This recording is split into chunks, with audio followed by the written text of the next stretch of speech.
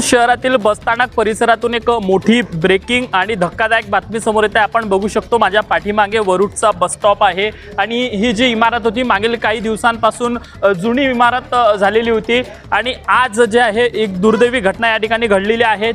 या ठिकाणी प्रवासी उभे होते आणि अचानक जे वरील छत आहे ते पडलं आणि त्या छतामध्ये गंभीर दुखापत या ठिकाणच्या प्रवाशांना झालेली आहे। सर्व अत्याधुनिक सुविधेसह सुसज्ज असलेल्या डॉक्टर घोरपडे यांच्या दातांच्या दवाखान्याला आताच भेट द्या। आमच्याकडे सर्व सुविधा उपलब्ध। आमचा पत्ता LIC office road Pawde hospital जवळ वरुड। खरा तर प्रश्न हाच येतो की या बस स्टॉप परिसराच्या इमारतीवर अजूनपर्यंत शासनाचं लक्ष का नाही, या ठिकाणच्या लोकप्रतिनिधींचं लक्ष का नाही। या ठिकाणी शेकडो विद्यार्थी या ठिकाणी असतात, शेकडो प्रवासी या ठिकाणी असतात, लहान मुलं सुद्धा असतात आणि अशी घटना घडणं ही अत्यंत दुर्दैवी घटना आहे। आपण बघू शकतो मोठ्या प्रमाणात जे आहे हे सिमेंटचं जो स्लॅब होता ज्याला ते फुटिंग होती ते सिमेंट सहित या ठिकाणी पडलेलं आहे आणि त्याच्यामध्ये किती जण या ठिकाणी ज्यांना दुखापत झाली। एकच बाई होती रे उभी। अच्छा, बाई एकटीच उभी होती, वरतून पडल्याबरोबर कारण तिच्या डोक्याला चांगला जब्बर मार आहे, रक्त वगैरे निघालं, रक्त निघालं, दवाखान्यात भरती केलं लगेच। अच्छा, म्हणजे अचानक येऊन पडलं, अचानक पडलं ते, अचानक पडलं। अच्छा, काही ध्यानी नाही। काय वाटते शासनानं याकडे दुर्लक्ष केलं, अजूनही ते पडक्या अवस्थेत आहे, याकडे लक्ष दिलं पाहिजे? नाही नाही, हे पडक्या अवस्थेतच आहे ते, काही विषय नाही आहे। आणखी काही प्रवासी आपल्या सोबत आहेत। आप थे कि यहाँ पे जब ये घटना हुई? मैं अब भी जस्ट पहुंच रहा हूँ। क्या लगता है इसका रिनोवेशन करने को होना। बरेच जे विद्यार्थी आहे या ठिकाणी असतात, या ठिकाणचे रोड झालेले आहेत, नवीन बसेस या ठिकाणी येत आहे, मात्र प्रवाशांच्या सुरक्षेच्या दृष्टिकोनातून ह्या इमारतकडे देखील लक्ष देणं तितकंच महत्त्वाचं आहे, कारण शेकडो विद्यार्थी ये जा करण्यासाठी ग्रामीण भागातून या ठिकाणी येत असतात। जे प्रवासी आहेत ते लहान मुलांना घेऊन या ठिकाणी असतात आणि हे छतच जर धोकादायक असेल तर प्रवाशांचा सुरक्षेचा प्रश्न या ठिकाणी ऐरणीवर येतो। म्हणून शासनानं असो किंवा लोकप्रतिनिधींनी याकडे लक्ष देणं फार गरजेचं आहे। काही प्रवासी आपल्यासोबत आहे आणि विद्यार्थी देखील आहे, त्यांच्यासोबत आपण बातचीत करणार आहोत। तुम्ही होते का हे जेव्हा घटना घडली तेव्हा? मी प्रत्यक्ष इथे होतो, त्या काकू इथे उभे होत्या आणि ऑटोमॅटिक म्हणजे वरतून एकदम त्यांच्या डोक्यावर पडलो। बरं, या ठिकाणी समोरचे रोड यांनी केले, मात्र या इमारतकडे दुर्लक्ष केलेलं आहे। अजूनही यानंतर अशा दुर्घटना होऊ शकतात, याकडे काय केलं पाहिजे? दिसतच आहे ना, आणखी पण पडणार आहे, तात्काळ यावर दुरुस्ती केली पाहिजे। दुरुस्ती केलीच पाहिजे। क्या करेंगे? कम से कम ये जो है इसको गिरा देना चाहिए हालात।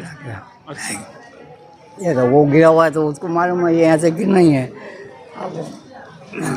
काय वाटते विद्यार्थी म्हणून या ठिकाणी तुम्ही ग्रामीण भागातून रोज सकाळी आपल्या शाळेसाठी येतात, शेकडो विद्यार्थी असते, काय वाटते काय झालं पाहिजे या ठिकाणी? हे दुरुस्त केलं पाहिजे यांनी। याच्या आधी तू रोज या ठिकाणी येतो, असं वाटलं होतं का हे पडणार आहे म्हणून? नाही नाही, वाटलं आपण इथं उभे राहत असतो, पण आता भीती वाटते का हे दुर्घटना झाल्यानंतर? भीती वाटते ना, आपल्या डोक्यावर पडलं तर। आपण बघू शकतो तात्काळ याकडे लक्ष देणं फार गरजेचं आहे। खरं तर ही इमारत पडक्या अवस्थेत असतानाही या ठिकाणचे डेपो मॅनेजर असो किंवा या ठिकाणचे जे कोणी अधिकारी असो, या ठिकाणचे लोकप्रतिनिधी असो, राजकीय पदाधिकारी असो, यांचं आतापर्यंत याकडे लक्ष का गेलं नाही आणि प्रवाशांच्या सुरक्षेच्या दृष्टिकोनातून अजूनपर्यंत याकडे कुठलं कठोर पाऊल का उचलण्यात आलं नाही? एखाद्याचा जीव गेल्यानंतर सरकारला जाग येणार का, हा प्रश्न आता प्रवासी नागरिक विचारताय। कॅमेरामॅन ओमसह अविनाश बनसोड, अमरावती टुडे न्यूज, वरुड। आपण बघू शकतो या ठिकाणी आता तात्काळ लाईव्हमध्ये हे पडणं सुरू आहे आणि प्रवाशांचा जो जीव आहे तो धोक्यात या ठिकाणी दिसतोय।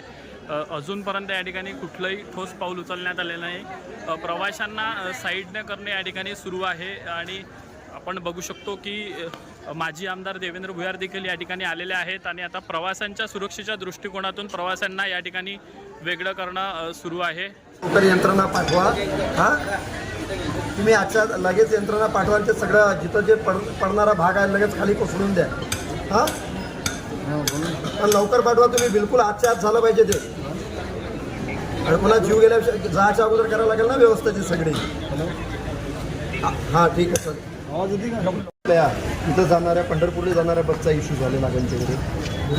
थोडंसं हे नागपूर बसवाल्याला कडक करा, हे स्टॉपवर थांबत नाही, पार्टी चौकात नाही थांबत, इंदिरा चौकात नाही थांबत. नाही तक्रार तुमचं लक्ष पाहिजे ना साहेब. संबंधित माणसानं एखाद्या नागरिकांना सांगितलं तीच तक्रार करायची समोर जायचं. आता त्यांनी सांगितलं ना, आता तुम्ही तुमच्या याच्यात नोंद करून ठेवायची. तुमची साप्ताहिक बैठक होती त्याच्यामध्ये सांगा तुम्ही रेग्युलर सगळ्या स्टॉपवर थांबवली पाहिजे. आता राहिला विषय बसेसचा, अमरावती बस तिकडे लावा. राहिला विषय रेग्युलर तुमचा ह्या पोलीसवाला इथं चौकीवाला येत असेल ना कोणी, तो लक्ष ठेवाल ना. 2 कॅमेरे तिकडे लावा, म्हणजे चोरीवर त्याच्यात नियंत्रण आपलं राहील. आपल्या स्तरावर काही विषय मिटवा लागेल ना तुम्हाला. एखादा मेला असता तर तुम्हाला कठीण केलं. वरुड बस स्टॉपचं जे छत आहे ते कोसळल्यानंतर 2 महिला त्यामध्ये जखमी झाल्या आणि तात्काळ घटनास्थळी माजी आमदार देवेंद्र भुयार पोहोचलेले आहेत. त्यांनी डेपोच्या अधिकाऱ्यांना या ठिकाणी धारेवर धरलेला आहे आणि तात्काळ या ठिकाणी काहीतरी बंदोबस्त करावा अशी मागणी आणि निर्देश त्यांनी दिलेले आहे. आपल्यासोबत माजी आमदार देवेंद्र भाऊ भुयार आहेत. काय सांगणार, किती वर्ष ही जुनी इमारत आहे आणि हे पडक्या अवस्थेत झाल्यानंतर हे शासकीय अधिकाऱ्यांचं याकडे लक्ष नाही, लोकप्रतिनिधींचं लक्ष नाही, आज 2 महिला गंभीर जखमी झाल्या आहेत. साधारणतः 30 वर्षापूर्वीची ही इमारत आहे आणि याचा जीर्णोद्धार झाला पाहिजे, नवीन इमारत झाली पाहिजे. या उद्देशानं मी राज्य सरकारच्या वतीने 2024मध्ये 23-24मध्ये मी डिपार्टमेंट MSRDC यांचं आणि मी MIDCमधनं पैसे दिले. याच्यामध्ये रस्त्याचं काम पूर्ण केलं, कारण गड्डे खूप मोठे होते, इथे टोंगे पाणी फसवत होतं, अंगावर लोकांच्या पाणी उडत होतं बसमुळे. मोर्शीचा डेपो पूर्ण केला, त्याचं बांधकाम केलं आणि परत ह्या डेपोचा रस्ता पूर्ण करून नवीन इमारतीसाठी आणि याच्यासोबत जे जागा शिल्लक आमच्याकडे 1.25 एकर जागा आहे, तिथं व्यापारी संकुल, शॉपिंग कॉम्प्लेक्स असा 2-in-1 BOT तत्वावर मी शासनाकडनं त्याची मान्यता घेतली आणि जो लोएस्ट राहील त्याला ते काम करता येईल या पद्धतीचं शासनाचं धोरण होतं. परंतु नेमकं कशामुळं हे काम थांबलं, काय थांबलं, किती का लेट केला जात आहे. आपल्या मर्जीतल्या माणसाला ठेका भेटला पाहिजे, काम त्याला मिळालं पाहिजे, 2 पैसे आपल्याला सापडले पाहिजे, त्यालाही वाचले पाहिजे. ह्या उद्देशानं जर असं चाललं तर अशा घटना भविष्यात नाकारता येणार नाही. म्हणून ह्या घटना घडू नये, कारण हे डेपो फार जुने आहे, याची व्यवस्था हे पाडून नवीन डेपो व्हावा या उद्देशानं आम्ही हे सगळे मंजूर केलं होतं. पण दुर्दैवानं हेकेखोरपणामुळं, राजकीय हस्तक्षेपामुळं, जाणीवपूर्वक आपल्या माणसाला टेंडर भेटलं पाहिजे या भूमिकेमुळं, म्हणजे स्वतःचे पैसे आणायचे आणायचेच नाही, आम्ही जे पैसे आणले ते सुद्धा रोखून ठेवायचे, ह्या उद्देशानं हे सगळं चालू आहे. आज फार मोठी घटना इथं घडली असती. सुदैवानं त्याच्यातून आमच्या 2 महिला बचावल्या.